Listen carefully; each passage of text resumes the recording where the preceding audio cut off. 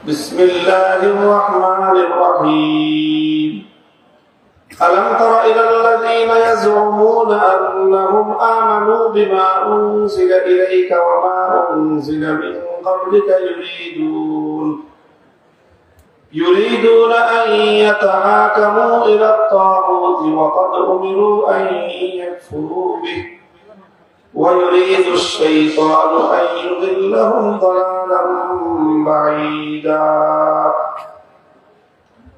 بارك الله لنا ولكم في القرآن العظيم ونفعنا وإياكم بالآيات والذكر الحكيم اللهم صل على محمد وعلى آل محمد كما صليت على إبراهيم وعلى آل إبراهيم إنك حميد مجيد اللهم محمد وعلى آل محمد كما باركت على إبراهيم وعلى آل إبراهيم إنك حميد مجيد বাংলাদেশের অন্যতম শীর্ষ দ্বীনি বিদ্যাপীঠ ঐতিহ্যের লালন কেন্দ্র জামিয়া ইসলামিয়া পটিয়ার 85তম আজিম শান সালামা জলসার 2 দিনের প্রথম দিবসে শেষ লগনে আল্লাহ আমাদেরকে উপনীত করেছেন। হযরত উলামায়ে কেরাম, বুজুর্গানে দ্বীন, আকাবিরিনে দ্বীনের স্মৃতিধন্য এই মাজমা, আল্লাহ পাকের নেহায়েত মেহেরবানি যে তিনি আমাদেরকে এই বরকত পরশিত জামিয়ার পবিত্র অঙ্গনে একত্রিত হওয়ার তৌফিক দিয়েছেন। রব্বে করিমের দরবারে কালিমাতুশ শুকরের হাদিয়া পেশ করে আলহামদুলিল্লাহ। মুহতারাম হাজিরিন, হযরত উলামায়ে কেরামের কাছ থেকে আপনারা অনেক কথা শুনেছেন। জামিয়া ইসলামিয়ার পটিয়ার মঞ্চে জীবনে প্রথমবারের মতো আপনাদের সাথে কিছু খেতাব করার সৌভাগ্য আমি অর্জন করলাম। এই জামিয়া দীর্ঘদিন ধরে যাতায়াত আল্লামা হারুন ইসলামাবাদী রহমতুল্লাহ আলাইহির সঙ্গে আত্মীয়তার সূত্রে বহুবার এখানে যাতায়াত হয়েছে। আমরা এই জামিয়া ইসলামিয়াকে, জামিয়া পটিয়াকে আমাদের হৃদয়ে ধারণ করি এবং নিজেদের আপন প্রতিষ্ঠান হিসাবেই হৃদয়ের গভীরে এই জামিয়ার জন্য আমরা একটা পুলক এবং ভালোবাসা অনুভব করি। আল্লাহ পাক এই সকল বড় বড় আকাবিরিনদের নসল এবং খানদানকে এবং তাদের ধারাকে পরস্পর সংযুক্ত থেকে আল্লাহর দ্বীনের কার্যক্রম অব্যাহত রাখার তৌফিক দান করেন। আমি আপনাদের সম্মুখে পবিত্র কোরআনে পাকের সূরাতুন নিসার 60 নম্বর আয়াতটি তেলাওয়াত করেছি। সুদীর্ঘ আলোকপাতের সুযোগ নেই। গভীর রাত্রিতে সংক্ষিপ্ত পরিসরে বর্তমান সময়ের আমাদের জাতীয় জীবনের যে গুরুত্বপূর্ণ প্রেক্ষাপট, সেই প্রেক্ষাপটকে সামনে রেখে কিছু কথা আমি আলোচনা করব। আপনারা বিভিন্ন মাধ্যমে, বিশেষ করে যোগাযোগ মাধ্যম, সামাজিক যোগাযোগ মাধ্যমে আমাদের বক্তব্য হয়তো শোনার সুযোগ আপনাদের হয়, শুনে থাকেন এবং আমি কি ধরনের কথা সাধারণত বলি সেটাও আপনাদের অনেকেরই জানা আছে। নানা বিষয়ে উলামায়ে কেরাম কথা বলেন। দ্বীন এবং ইসলামের প্রত্যেকটা শোবার সম্পর্কে জাতিকে সঠিক দিক নির্দেশনা দেওয়া উলামায়ে কেরামের মজমুই জিম্মাদারি। আমরা কেউ দ্বীনের এক একটা শোবা নিয়ে আমরা এক একজন কাজ করি, এক একজন কথা বলি। সেই সূত্রে তাকসিমে কার, কর্মবন্টনের যে ফিতরি নিজাম, কর্মবন্টন এবং তাকসিমে কারের যে আল্লাহ পাক রব্বুল আলামিনের সৃষ্টিগত যে সিস্টেম, সেই ধারায় সাধারণত সমাজ এবং রাষ্ট্রের অসঙ্গতির বিষয়গুলোকে চোখে আঙ্গুল দিয়ে দেখিয়ে দেওয়াকে আমি আমার নিজের জীবনের অন্যতম ব্রত হিসেবে গ্রহণ করেছি এবং আমি আপনাদের কাছে দোয়া চাই। যদিও এই কাজটা অনেক কঠিন কাজ, আল্লাহ পাক রব্বুল আলামিনের সাহায্যে এ পর্যন্ত করে আসছি। আগামী দিনেও আমাদের বড়দের তত্ত্বাবধানে, তাদের দিক নির্দেশনায় এই দায়িত্ব যেন সুচারুরূপে আঞ্জাম দিয়ে দিতে পারি। আল্লাহ যেন আমাকে হকের পথে অটল এবং অবিচল রাখেন। সমাজ এবং জাতীয় জীবনের গুরুত্বপূর্ণ বিষয়গুলোতে উলামায়ে কেরামের পক্ষ থেকে দিক নির্দেশনা যদি না থাকে, তাহলে কওম এবং মিল্লাত গভীর সংকটে নিপতিত হবে। মানুষ একসময় বাতিলকে হক মনে করতে আরম্ভ করবে এবং মানুষ একসময় তাদের জাতীয় জীবন থেকে ইসলামকে নির্বাসনে পাঠিয়ে দিবে। জাতীয় জীবনে যখন ইসলাম নির্বাসিত হবে, ব্যক্তিগত জীবনেও ধর্ম এবং দ্বীন পালন করা সম্ভব হবে না। এই জন্য আমরা পরিষ্কার ভাষায় বলছি যে যেখানে অসঙ্গতি দেখব, যেখানে কোরআন এবং সুন্নাহ বিরোধী কার্যকলাপ দেখব, জীবনের কি পরিণাম হবে সেই পরিণাম নিয়ে ভাবার আগে নিজের উপর আল্লাহ এবং তার রাসূলের পক্ষ থেকে অর্পিত দায়িত্ব পালনে আমরা সচেষ্ট হব। সমাজ এবং রাষ্ট্রের যে কোনো অসঙ্গতির বিষয়ে আমরা কথা বলবো, রাষ্ট্র এবং রাজনীতি নিয়ে কথা বলবো, অন্যায় এবং অবিচার দেখলে প্রতিবাদ আমরা করবই। কোরআন সুন্নাহ বিরোধী কার্যকলাপ হলে জীবনের পরিণাম কি হবে ভাববার সুযোগ আমাদের নাই। সে বিষয়ে অন্যায়ের প্রতিবাদ করেই আমাদের জিম্মেদারি।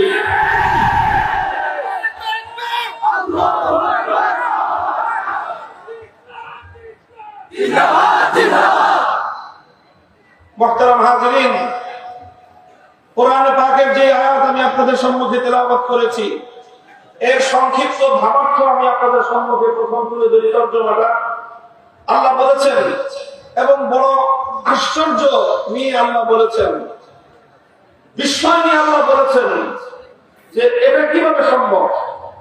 আল্লাহ বলেন যে আলাম তারা ইলাল্লাযীনা ইয়াযুমুনা আন্নাহুম আমানু বিমা উনজিলা ইলাইকা ওয়া মা উনজিলা মিন ক্বাবলিকা ইউরিদুনা আন ইয়াতাহাকামু ইলাত তাগুত। আল্লাহ বলেন যে দেখো আশ্চর্যজনক একটা বিষয়, কিছু মানুষ এমন আছে যারা নিজেদেরকে ঈমানদার বলে পরিচয় দেয়, দাবি করে যে তারা নাকি ঈমানদার, অথচ নিজেরা নিজেদেরকে ঈমানদার বলে দাবি করার পরেও ইউরিদুনা আন ইয়াতাহাকামু ইলাত তাগুত, তারা তাগুতের কাছে বিচার চায়, তারা তাগুতের কাছে সিদ্ধান্ত চায়, তারা তাগুতের কাছে ফয়সালা চায়। আল্লাহর কোরআনের এই আয়াতের মর্ম এবং ভঙ্গি হলো এই যে যারা আল্লাহর উপর ঈমানদার হতে পারে তারা কোনোদিন তাগুতের সিদ্ধান্ত মানতে পারে না। একজন মানুষ আল্লাহর উপরে ঈমানদার হবে, তাগুতের সিদ্ধান্ত মানবে, আল্লাহর উপর বিশ্বাসী হবে, তাগুতকে মেনে নিবে। আল্লাহর অন্ধকার যেমন একত্রিত হতে পারে না, রাত আর দিন যেমন একত্রিত হতে পারে না, আল্লাহর উপরে একত্ববাদে বিশ্বাসী ঈমানদার কোশ্চেন কেন তাগুতকে মেনে নিতে পারে না। এটাই কোরআনের এই আয়াতের অর্থ। শুধু এই আয়াত নয়, কোরআনে পাকের সূরাতুল বাকারা আরো বিভিন্ন জায়গায়, অনেক জায়গায় একই মর্ম আল্লাহ আঙ্গিকে বর্ণনা করেছেন। আল্লাহ বলেছেন ফাত্তাবাইয়ানা রুশদু মিনাল গায়ি ফামান ইয়াকফুর বিত-তাগুত ওয়া ইউমিন বিল্লাহ ফাকাদ ইসতামসাকা বিল উরওয়াতিল মুসকা। তাবাইয়ানা রুশদু মিনাল গায়ি, সত্য এবং মিথ্যা স্পষ্ট, হক এবং বাতিল স্পষ্ট, সঠিক পথ এবং ভুল পথ স্পষ্ট। ফামান ইয়াকফুর বিত-তাগুত ওয়া ইউমিন বিল্লাহ, যে তাগুতকে অস্বীকার করবে আর আল্লাহর উপর ঈমান আনবে সেই সরল এবং সঠিক পথকে ধারণ করলো। অর্থাৎ আল্লাহর উপরে ঈমান তখনই গ্রহণযোগ্য হবে একজন মানুষ তাগুতকে যখন অস্বীকার করবে। আরেকজন মানুষ যখন তাগুতকে স্বীকার করবে, সে ব্যক্তি জীবনে অনেক কিছু হতে পারে, হাজি গাজি ফাজি হতে পারে, ঈমানদার হতে পারে না। কোরআন পরিষ্কার বলেছে আল্লাযীনা আমানু ইউকাতিলুনা ফী সাবিলিল্লাহ ওয়াল্লাযীনা কাফারু ইউকাতিলুনা ফী সাবিলিত তাগুত। যারা ঈমানদার তারা লড়াই করে আল্লাহর পথে, যারা কাফের মুশরিক বেঈমান তারা লড়াই করে তাগুতের পথে। আল্লাহর পথ ভিন্ন, তাগুতের পথ ভিন্ন। ঈমানদারের কাজ আল্লাহর পথে লড়াই করা, বেঈমানের কাজ তাগুতের পথে লড়াই করা। হক আর বাতিলের লড়াই চিরন্তন লড়াই, হক আর বাতিলের দ্বন্দ্ব চিরন্তন দ্বন্দ্ব। ঈমানদারকে কুফরের বিরুদ্ধে লড়তেই হবে, লড়তে লড়তে জীবন দিতে হবে, জীবন দিতে হবে। তবু তাগুতের সামনে, বেঈমানের সামনে, কুফরের সামনে মাথা নত করবার সুযোগ নেই।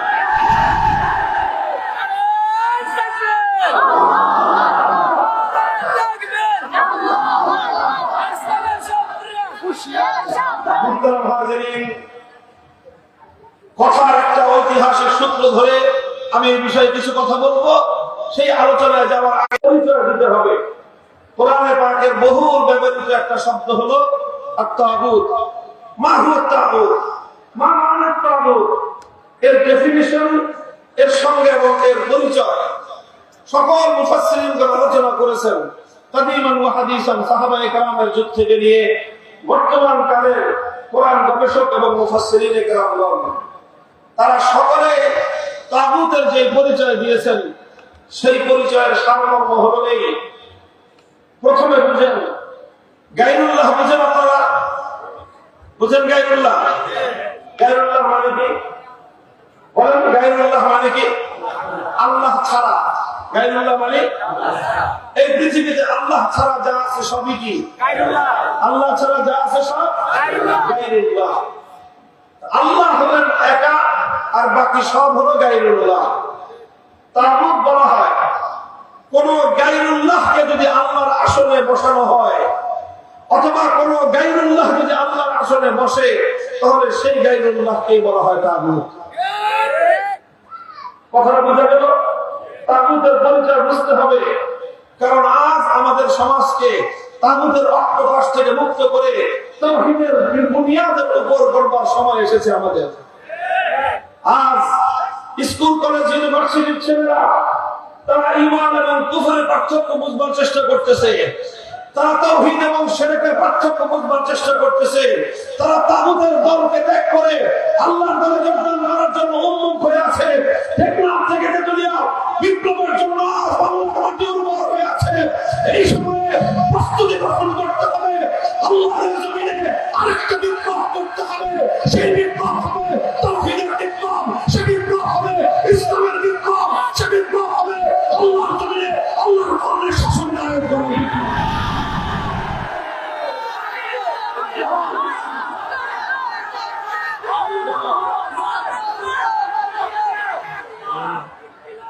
তাহলে তাগুত কাকে বললাম?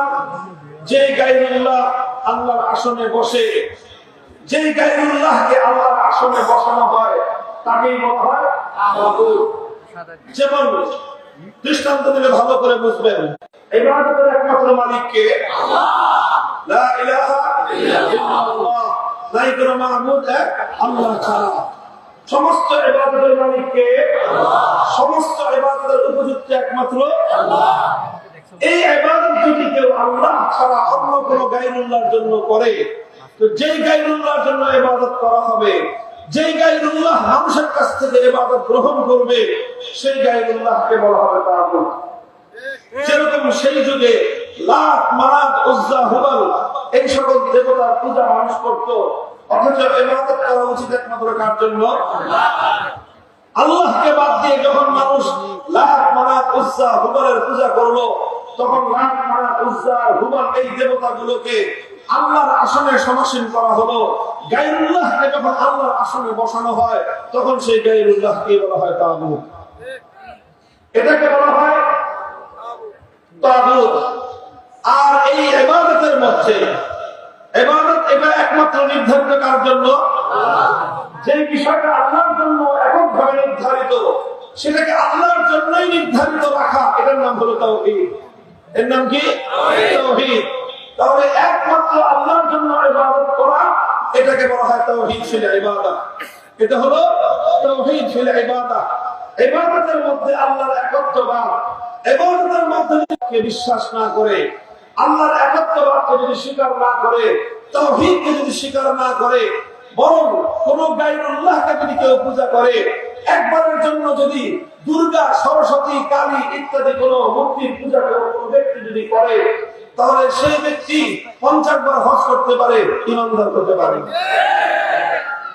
কারণ তার মধ্যে তাওহীদ ফিল ইবাদাতের বৈশিষ্ট্য নাই।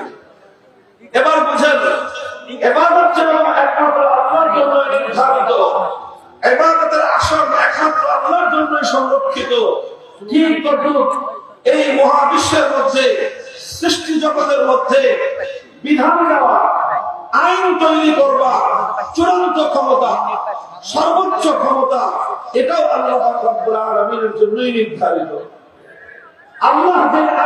করবেন সেটাই চূড়ান্ত আইন। আল্লাহ যেই বিধান দেবেন আল্লাহর সেই বিধানের উপরে আর কেউ বিধান তৈরি করতে পারবে না। এইভাবে বিধান দেওয়ার চূড়ান্ত ক্ষমতাকে আল্লাহর জন্য নির্ধারিত করা, এটাকে বলা হয় তাওহীদ ফিল হাকিমিয়্যাহ। বিধান দেওয়ার ক্ষেত্রে আল্লাহ পাক রব্বুল আলামিনের তাওহীদকে বিশ্বাস করতে হয়। বিধান দেওয়ার ক্ষেত্রে আল্লাহ পাক রব্বুল আলামিনের তাওহীদ এবং একত্ববাদকে মানতে হয়। যেমনি ভাবে ইবাদতের মধ্যে আল্লাহর একত্ববাদকে মানতে হয়, অন্যথায় একজন মানুষ ঈমানদার হতে পারে না। ঠিক তদ্রূপ বিধান দেওয়ার ক্ষেত্রেও আল্লাহ পাক রব্বুল আলামিনের তাওহীদ এবং একত্ববাদকে মানতে হয়, অন্যথায় একজন মানুষ ঈমানদার হতে পারে না। দুঃখ এবং পরিতাপের বিষয়, আজ মুসলিম সমাজের মধ্যে যেমনটা আল্লাহ বলেছেন কোরআনে পাকের মধ্যে বড় বিস্ময় নিয়ে, আশ্চর্য নিয়ে, যে বহু মানুষ নিজেদেরকে ঈমানদার বলে দাবি করে, অথচ তারা তাগুতের আইন মানে। তারা নিজেদেরকে ঈমানদার বলে পরিচয় দেয়, অথচ তাগুতের আইনকে বিশ্বাস করে। অর্থাৎ যেমনি ভাবে দুর্গার পূজা করলে একজন মানুষ ঈমানদার হতে পারে না, ঠিক তদ্রূপ তাগুতের আইন মানলেও একজন মানুষ ঈমানদার হতে পারে।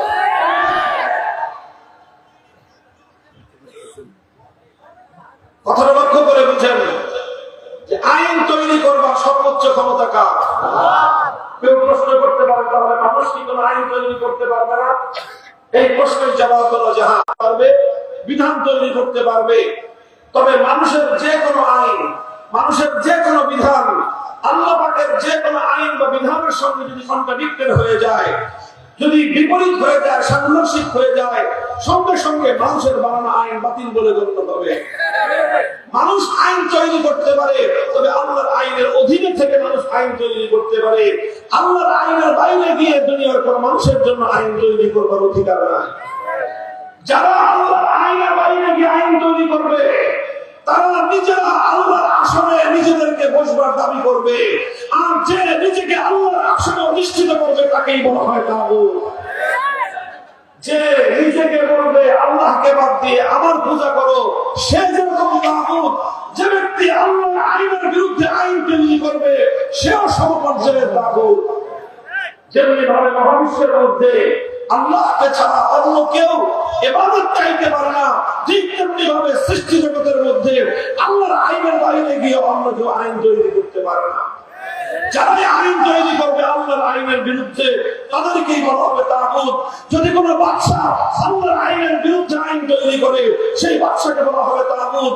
যদি কোনো রাষ্ট্রপতি আল্লাহর আইনের বিরুদ্ধে আইন তৈরি করে, সেই রাষ্ট্রপতিকে বলা হবে তাগুত। যদি কোনো প্রধানমন্ত্রী আল্লাহর আইনের বিরুদ্ধে আইন তৈরি করে, সেই প্রধানমন্ত্রীকে বলা হবে তাগুত। যদি কোনো মন্ত্রী পরিষদ আল্লাহর আইনের বিরুদ্ধে কোনো আইনকে অনুমোদন দেয়, সেই মন্ত্রী পরিষদকে বলা হবে তাগুত। যদি কোন বিচার ব্যবস্থা, কোন বিচারপতি যদি আল্লাহর আইনের বিরুদ্ধে কোন আইনকে তৈরি করে, কোন আইনকে সমর্থন করে, সেই বিচার ব্যবস্থা, সেই বিচারককে বলা হবে তাগুত। যদি কোন আইন পরিষদ, কোন সংসদ যদি আমার আল্লাহ কোন আইনের বিরুদ্ধে বলা হবে তাগুত।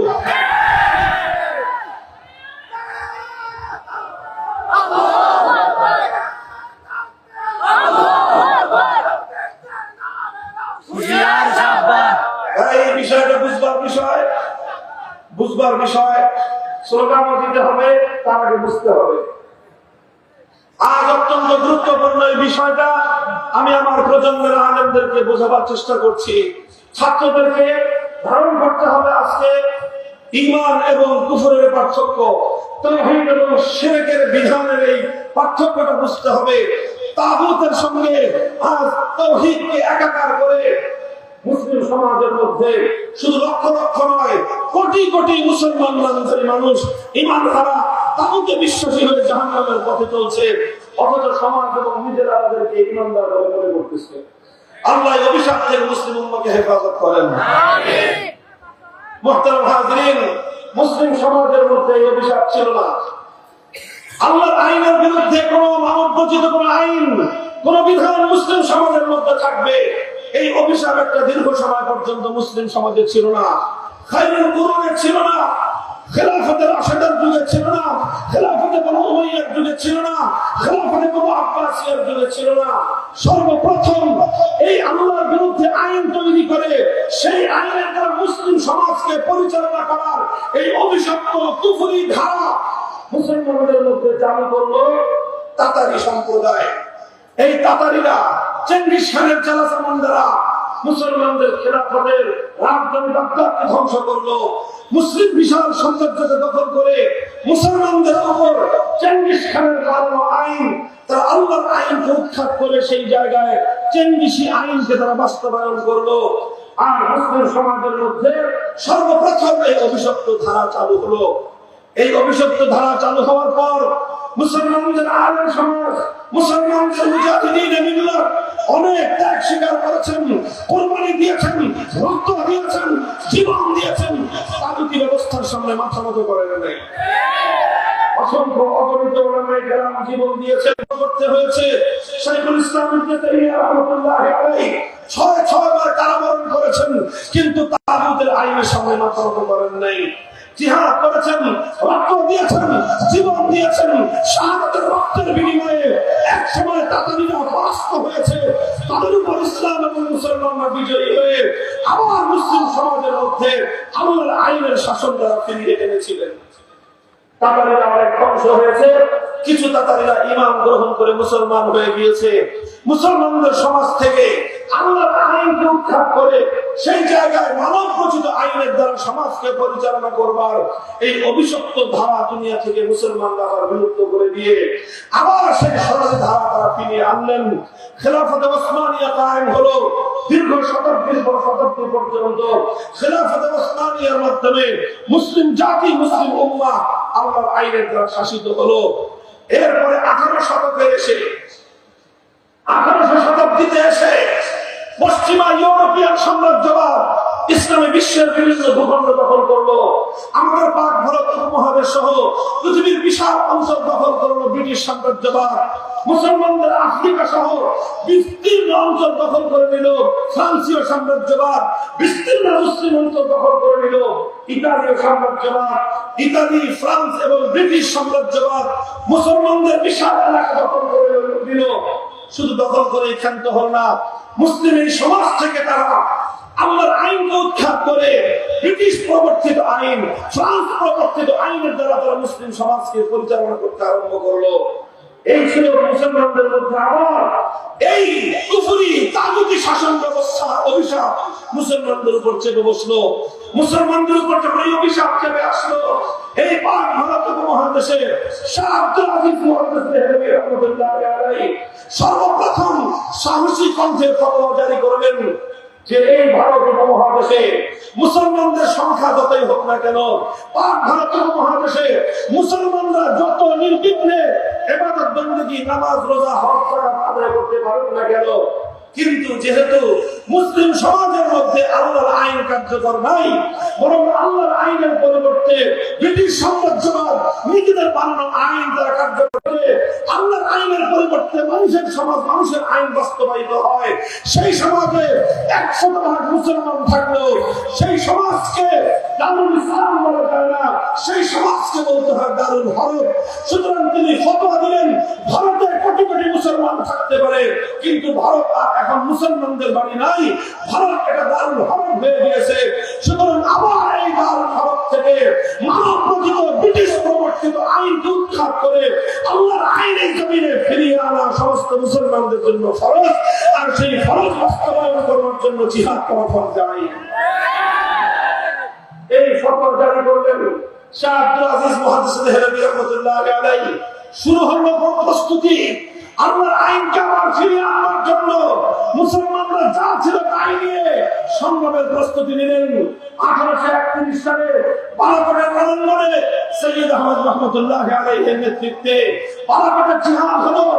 বালাকোটে আল্লাহর আইন নিয়ে আবার ফিরিয়ে আনার জন্য তারা সংগ্রামে নিয়োজিত হলেন, জিহাদ করলেন, রক্ত দিলেন, জীবন দিলেন, শাহাদাত বরণ করলেন। কিন্তু ব্রিটিশ আইনের সামনে বালাকোটের শহীদরা মাথা নত করেন না, শাহাদাত বরণ করলেন। তারা আল্লাহর আইন ফিরিয়ে আনতে পারলেন না। তখন আবার নতুন করে আবার প্রস্তুতি শুরু করলেন। আমার প্রস্তুতি নিতে নিতে আসলো 1857 সাল। 1857 সালে হাজী আমদাদুল্লাহ মুহাজির মক্কি রাহমাতুল্লাহি আলাইহি সাইয়্যিদুত তায়েফা, আমাদের সকল সিলসিলার পীর বলা হয় যাকে, আমরা শুধুমাত্র তাকে পীর হিসেবে জানি।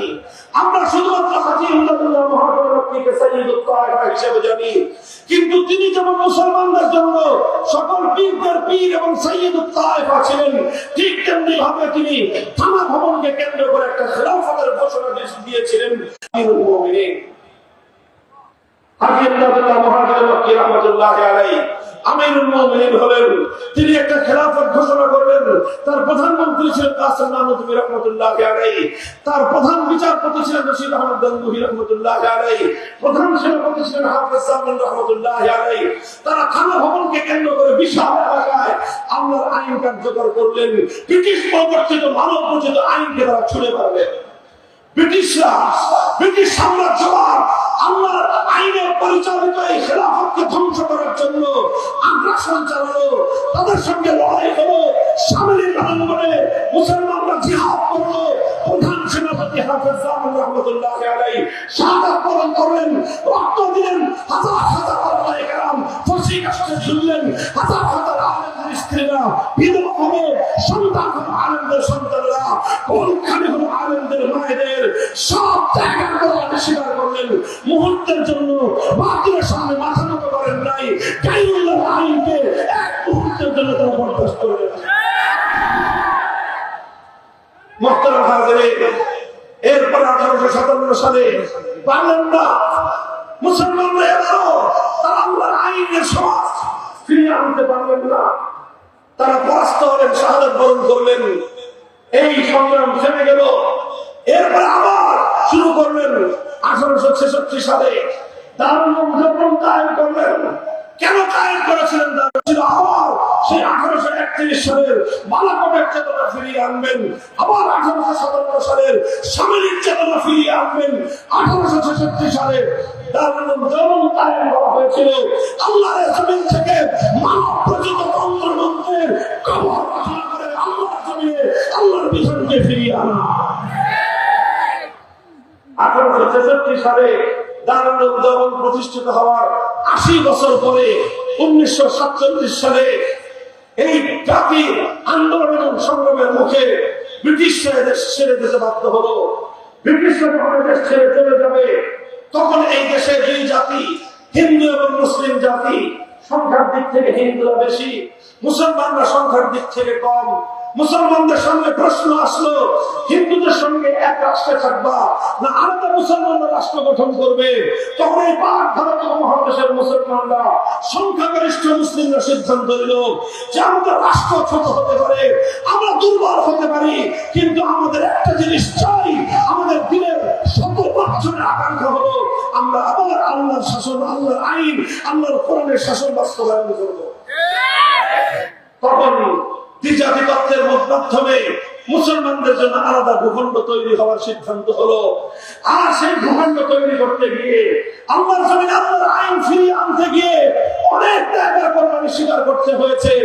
ইতিহাস থেকে আমি জাতীয় ইতিহাসে বলতে পারি, গোটা ভারতবর্ষের মধ্যে আল্লাহর জমিনে আল্লাহর আইন ফিরিয়ে আনবার জন্য যেই জাতি সবচেয়ে বেশি ত্যাগের কোরবানি স্বীকার করেছে, সেটা পশ্চিম পাকিস্তানের খান পাঠানরা নয়, সেটা সেই সীমান্ত প্রদেশের পখতুনখোয়ার নয়, সেটা বালুচিস্তানের লাহোর নয়, সেটা ছিল আমাদের এই তৎকালীন পূর্ববঙ্গ, পরবর্তীতে পূর্ব পাকিস্তান। আজকে বাংলাদেশের মুসলমানরা সবচেয়ে বেশি ত্যাগের কোরবানি স্বীকার করেছে। দুঃখ এবং আফসোস লাগে, দুঃখ এবং আফসোস লাগে আমাদের এই জাতির পূর্বপুরুষদের সেই ইতিহাস আমরা ভুলে গিয়েছি। আমাদের পূর্বপুরুষদের ধারা থেকে আমরা বাংলাদেশের বর্তমান প্রজন্ম বেমালুম নিজেদের সমাজের ইতিহাসকে আমরা ভুলতে বসেছি। 1947 সালে এই বাংলাদেশ ঐতিহাসিক সিদ্ধান্ত নিয়েছিল, বাংলাদেশের বাড়ির কাছে ছিল কলকাতা, বাংলাদেশের বাড়ির কাছে ছিল দিল্লি, বাংলাদেশের চার পাশে ছিল হিন্দু ভারত। এই সব কিছুকে লাথি মারল বাংলাদেশ। কলকাতাকে লাথি মারলো, ভারতকে তালাক দিল, দিল্লিকে ছুঁড়ে মারলো, 2000 মাইল দূরে পশ্চিম পাকিস্তানিদের সঙ্গে একটা রাষ্ট্র গঠন করলো। কি ছিল উদ্দেশ্য? পশ্চিম পাকিস্তানিদের প্রতি জাতির আলাদা কোনো প্রীতি ছিল না, শুধু একটা জিনিসই ছিল, সেটা হলো ওরা মুসলমান, আমরা মুসলমান, মুসলমান মুসলমান মিলে এমন একটা রাষ্ট্র গঠন করবো যেই রাষ্ট্রের সংবিধান হবে আল্লাহর কোরআন। হলো পাকিস্তান।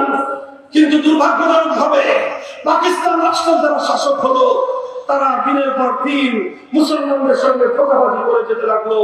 আমাদের আলেম সমাজ, এদেশের আমাদের আলেম সমাজ বারবার পশ্চিম পাকিস্তানের শাসক গোষ্ঠীকে বললো, অঙ্গীকার করেন, জাতিসংঘে ওয়াদা করেছিলেন মুসলমানদের জন্য আলাদা ভূখণ্ড হবে, সেই ভূখণ্ডে আল্লাহর কোরআনের বিধান বাস্তবায়ন করবেন। আপনারা সেই আল্লাহর কোরআনের নিজামী ইসলাম বাস্তবায়ন করেন না কেন? স্বৈরাচারী পশ্চিম পাকিস্তানি শাসক গোষ্ঠী সবসময় একটা কথাই বলতো যে হুজুর দেখেন, এখনো আমাদের রাষ্ট্রটা শিশু রাষ্ট্র, তো শিশু রাষ্ট্র সবকিছু হজম করতে পারে না, ইসলামের আইন অনেক কঠিন, আমাদের রাষ্ট্র আপনারা হজম করতে পারবে না। তিনি বলতেন 24 বছরেও তার শিশু বুঝি বড় হলো না, যে কোনো 24 বছরেও বালক হয় না, যে ছেলে 24 বছরেও সাধারণ হয় না, বুঝতে হবে এই ছেলে অসুস্থ, এর কোনোদিন ভালো হবে না। তখন এদেশের মানুষ সিদ্ধান্ত নিল, আল্লাহর কোরআনের সংবিধান যদি না পাই, পাকিস্তানের প্রয়োজন নাই, ভেঙে টুকরো করে দাও।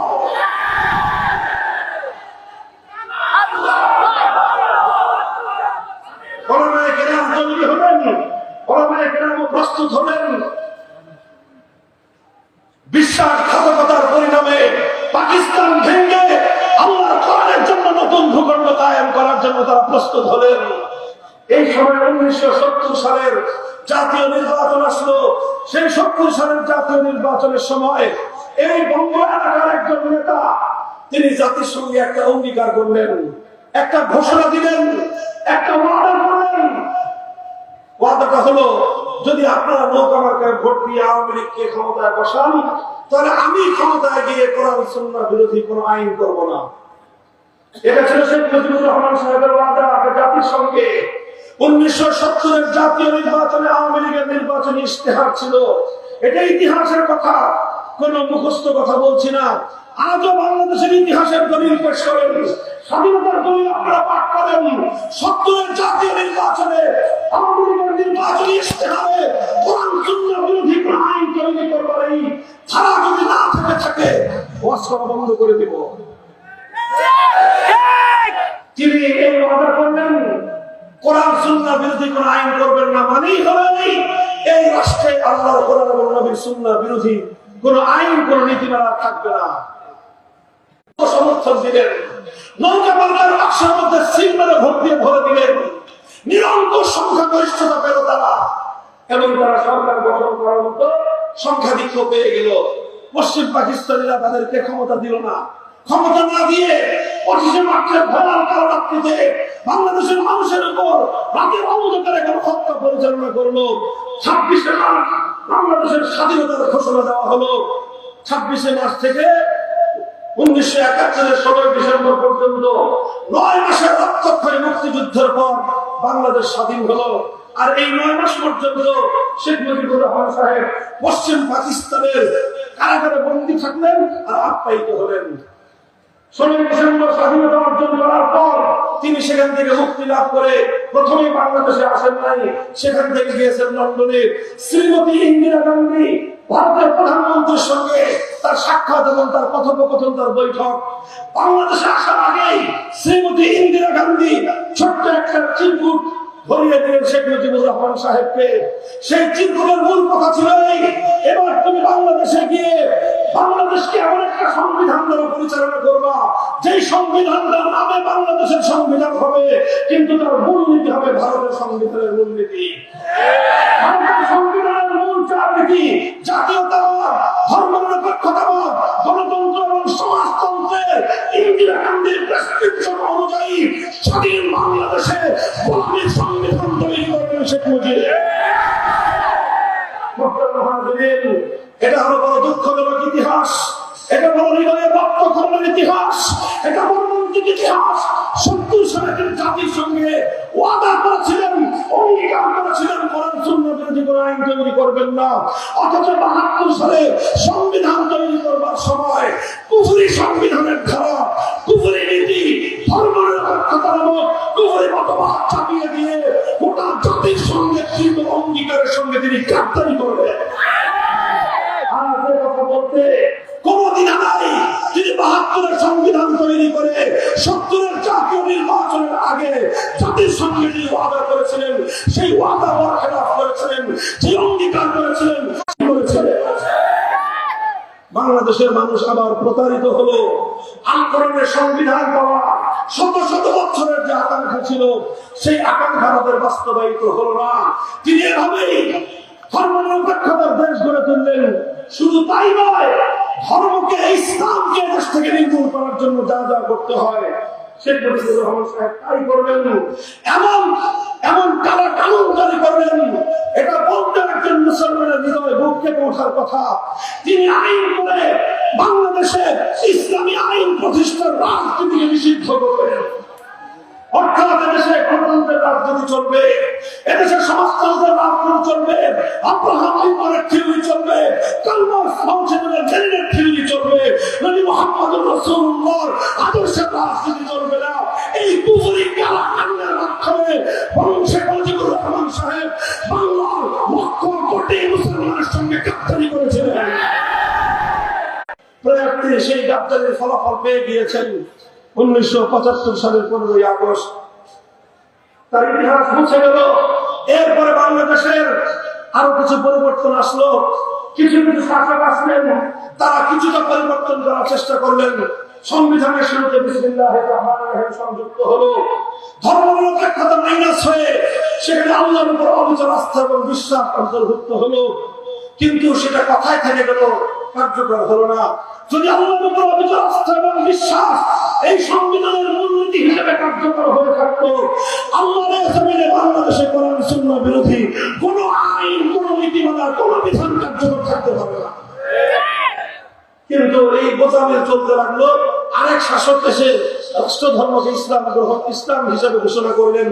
কিছু কিছু অর্জন হলো, কিন্তু মুসলমানদের সেই যে অভিপ্রায়, সেই যে আকাঙ্ক্ষা, আল্লাহর কোরআনের শাসন কায়েম হবে, আল্লাহর আইন দিয়ে জনগণ শাসিত হবে, সেই স্বপ্ন আর পূরণ হলো না। এভাবে চলতে চলতে 2008 সালে বাংলাদেশের ক্ষমতার মস্তদে আসীন হলেন আবার সেই 72-এর সেই কুফরি সংবিধান জারি, ইসলাম বিরোধী কুফরি নাস্তিকবাদী ধর্মনিরপেক্ষতাবাদী সরকার জাতির উপর অভিশাপ হিসেবে চেপে বসলো। 15 বছর ক্ষমতার মস্তদে থেকে ফ্যাসিবাদ কায়েম করলো, আবার ধর্মনিরপেক্ষতা ফিরিয়ে আনলো, আল্লাহর উপর অবিচল আস্থা এবং বিশ্বাস সংবিধান থেকে মুছে ফেললো। আর এমন এমন আইন করলো যে আইনের দ্বারা বাংলাদেশে ইসলামী রাজনীতি করবার এই ইতিহাস আমি আপনাদের কাছে এই জন্য বললাম যে আজ বাংলাদেশে জাতীয় প্রেক্ষাপটে এখন একটা নতুন আবহাওয়া চলছে। বাংলাদেশের এখন প্রধান প্রশ্ন হলো সংবিধান সংস্কার। সংবিধান সংস্কার চলছে, সংবিধান সংস্কারের আওয়াজ চলছে। এই কুফরি সংবিধান থাকার কারণে, ধর্মনিরপেক্ষতার ভিত্তিতে সংবিধান প্রণীত হওয়ার কারণে একজন মুসলমান চাইলেও পরিপূর্ণভাবে ইসলাম পালন করতে পারে না। বলবেন কিভাবে? কেউ যদি সংসদ নির্বাচনে প্রতিদ্বন্দ্বিতা করে বিজয়ী হয়, তাকে যে শপথ পাঠ করতে হয়, সেই শপথ আল কোরআনের সঙ্গে মানানসই নয়। একজনকে যদি কোনোভাবে মন্ত্রিত্ব গ্রহণ করতে হয়, মন্ত্রিত্ব হয় তাকে মরা মানুষের জন্য স্মৃতি হিসেবে, তাকে মৃত মানুষের জন্য নির্মিত বেদির উপর ফুলের স্তবক অর্পণ করতে হয়, যেটা স্পষ্ট কোরআন বিরোধী, ইসলাম বিরোধী, যার মাধ্যমে ঐক্যমতে হারাম কাজ। কিন্তু বাংলাদেশে মন্ত্রী হলে এই হারাম কাজ না করে কোনো উপায় নাই। বাংলাদেশে ইসলামী শাসনতন্ত্র আন্দোলন নামে রাজনীতি করতে দেওয়া হলো না। কেন? তারা বলল যে বাংলাদেশ হলো কুফরি শাসনতন্ত্রের অধীন, সুতরাং এই সংবিধানের অধীনে ইসলামী শাসনতন্ত্র নামে তোমরা রাজনীতি করতে পারবে না। সেই দলকে নাম পরিবর্তন করে শাসনতন্ত্র বাদ দিয়ে ইসলাম ইসলামী আন্দোলন নাম পরিবর্তন করতে হলো। এর চেয়ে ভয়ঙ্কর বিষয় হলো এই, বাংলাদেশ জামাতে ইসলামী নামে একটা রাজনৈতিক দল আছে, অনেক মত পার্থক্য আছে আমাদের সাথে তাদের। সাহাবায়ে কেরাম মেয়ারে হক এই প্রশ্নে আমাদের সঙ্গে দ্বিমত আছে, আম্বিয়ায়ে কেরাম মাসুম এই বিষয়ে উলামায়ে কেরামের ভিন্ন মত আছে। সেই সকল মত পার্থক্যগুলো আজ মীমাংসা হয় নাই। এই দেশটার জন্য হাজী শরীয়তুল্লাহ রক্ত দিয়েছিলেন, এই দেশটার জন্য কুতুবুল্লাহ রক্ত দিয়েছিলেন, এই দেশটার জন্য ফকির নজরুল ইসলাম রক্ত দিয়েছিলেন, এই দেশটার জন্য এই বাংলাদেশের মুসলমানরা ভারতকে লাথি মেরে পশ্চিম পাকিস্তানের সঙ্গে গাছড়া বেঁধেছিল, এত ত্যাগ কোরবানি নজরানা পেশ করেছিল শুধুমাত্র ইমান ও ইসলাম নিয়ে বেঁচে থাকবার জন্য। দুঃখ এবং পরিতাপের বিষয়, এই সবগুলো বিষয়টা আমাদের জন্য সংকুচিত করতে করতে করতে করতে এমন একটা পর্যায়ে আমাদেরকে দেয়ালের মধ্যে দিয়ে আর গোটা বাংলাদেশকে কুফুরির আস্তানায় পরিণত করবার জন্য বাংলাদেশের প্রত্যেকটা শহরে, প্রত্যেকটা থানায়, প্রত্যেকটা উপজেলায়, এমনকি প্রত্যেকটা ইউনিয়ন এবং ওয়ার্ডে পর্যন্ত মূর্তি সংস্কৃতি বাস্তবায়নের মাধ্যমে শিরকের আখড়ায় পরিণত করতে চেয়েছিল। আমরা বলেছিলাম এভাবে একটি মুসলিম জনপদে মূর্তি সংস্কৃতি গ্রহণযোগ্য হতে পারে না। শুধু এই কথা বলবার কারণে আমার বিরুদ্ধে, আলেমদের বিরুদ্ধে গোটা রাষ্ট্রযন্ত্র নিয়ে ঝাঁপিয়ে পড়েছিল স্বৈরাচারী। আমরা রক্ত দিয়েছি ২১ সালে, আমরা রক্ত দিয়েছি ১৩ সালে, আমরা আকাঙ্ক্ষিত হয়েছি, দিনের পর দিন ফাঁসি কাজের জন্য অপেক্ষা করেছি, কিন্তু তাওহীদের প্রশ্নে আমরা করি নাই, আমরা করি নাই।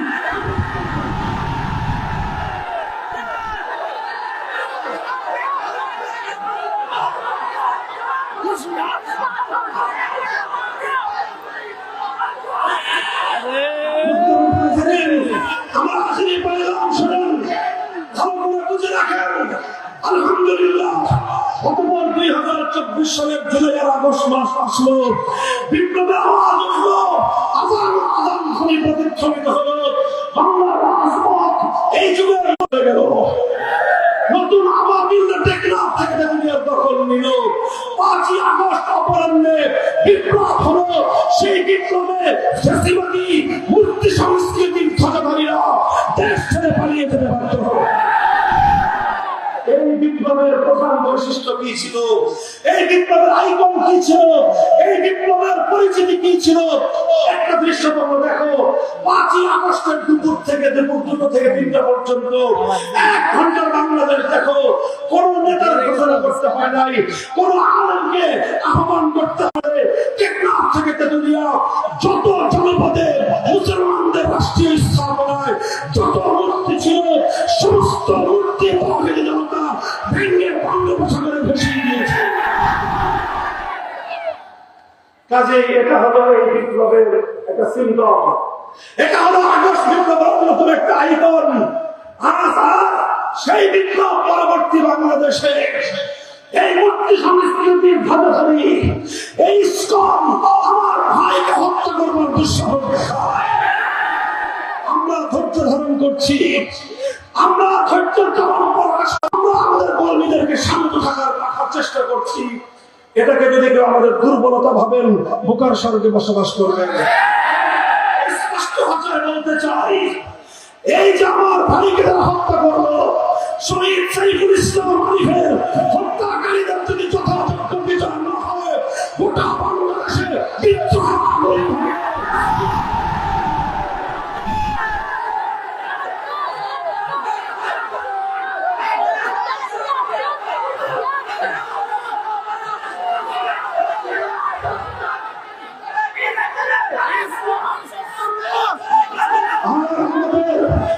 আমাদের পরিষ্কার দাবি হলে শুনেন, লক্ষ্য করে শুনেন, সংবিধান সংস্কারের জন্য দেশের বিশিষ্ট জনদের কাছ থেকে মতামত নেওয়া হচ্ছে।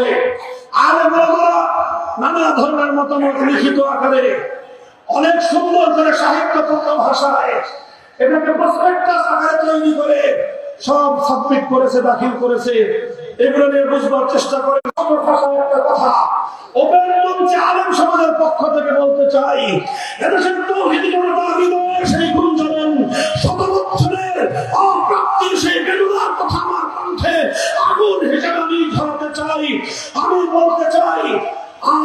বাংলাদেশের নতুন সংবিধানে একটা ধারা সংযুক্ত হতে হবে। ভাষা কি হবে, ভাষা আমি সিলেক্ট করে দিব না, কিন্তু মর্মটা আমরা স্পষ্ট বলতে চাই।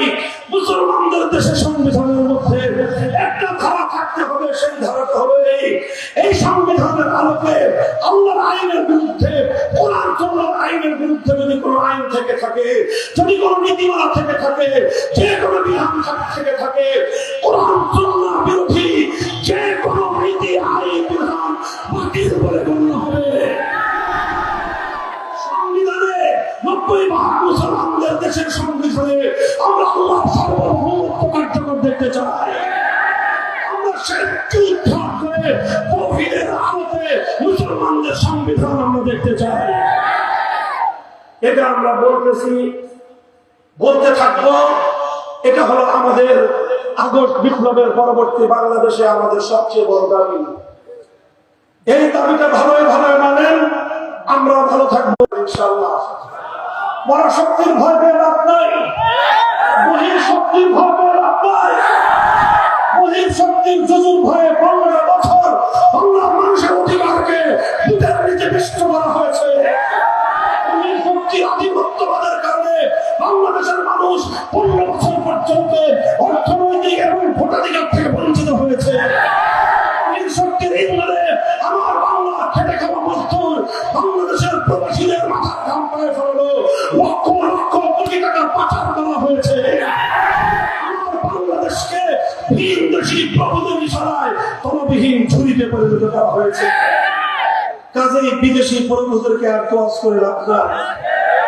দেশের জনগণের অভিপ্রায়কে সম্মান দেওয়ার চেষ্টা করুন। আগস্ট বিপ্লব করতে পারেন হুজুর, আগস্টের বিপ্লব কি ইসলামী বিপ্লব হয়েছে? আমি বলবো, যদিও আগস্টের বিপ্লবকে আমি এই মুহূর্তেই পূর্ণাঙ্গ ইসলামী বিপ্লব বলতে চাই না, তবে আমি অবশ্যই বলবো সূর্যোদয়ের আগে যেরকম সুবহে সাদেক হয়, সুবহে সাদেকের আলো দেখলে দুনিয়ার মানুষ বুঝে যায় আর কিছুক্ষণ পরেই সূর্যোদয় ঘটবে।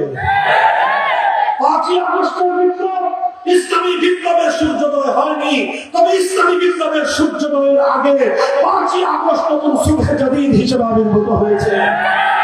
এখান থেকে প্রমাণিত হয়েছে এখন শুধুমাত্র বাংলার কওমি মাদ্রাসার ছাত্ররা নয়, বাংলাদেশের প্রতিটি পাবলিক বিশ্ববিদ্যালয়ে আল্লাহর জমিনে আল্লাহর দ্বীন বাস্তবায়ন করার সৈনিক তৈরি হয়ে গিয়েছে।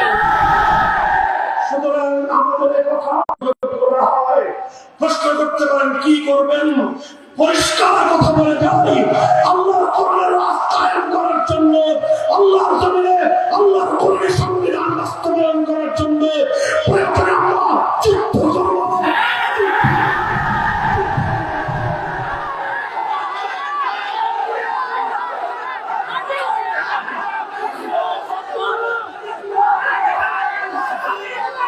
এই প্রস্তুত থাকবেন তো ইনশাআল্লাহ।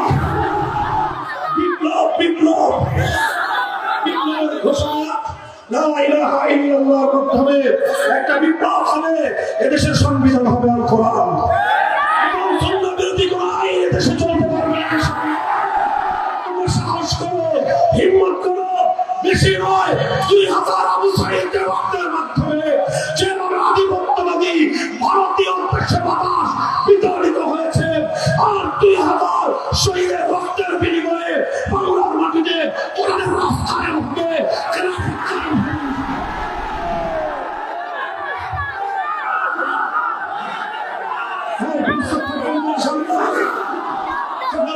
আল্লাহর কাছে কান্নাকাটি করবেন, গায়ের ঘাম ঝরিয়ে মেহনত করবেন। সর্বশেষ প্রয়োজন হবে শহীদি ঈদগাহে জমায়েত হয়ে শহীদ সাইফুল ইসলাম আরিফের মতো আল্লাহর দ্বীনের জন্য অকাতরে জীবনের রক্ত কারাগার ফেলে দেবেন। তৌফিক দান করেন ইসলামী বিপ্লবের জন্য, ইসলামী সমাজ কায়েমের সেই সোনালী দিন দেখার জন্য আল্লাহ আমাদের সকলকে তৌফিক দান করুন।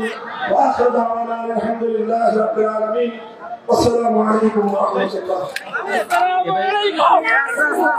আল্লাহ রে আল্লাহ রে, বসেন সবাই বসেন, মামুন ভাই বসবেন, মুনাজাত যত শেষ না হয় মামুন ভাই বসবেন, আপনারাও বসেন।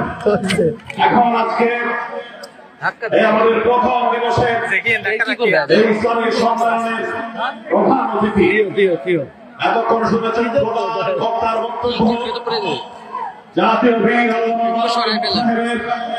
এখন সংক্ষিপ্ত কয়েক মিনিট কথা বলে মোনাজাত পরিচালনা করবেন আজকে এই প্রথম দিবসে।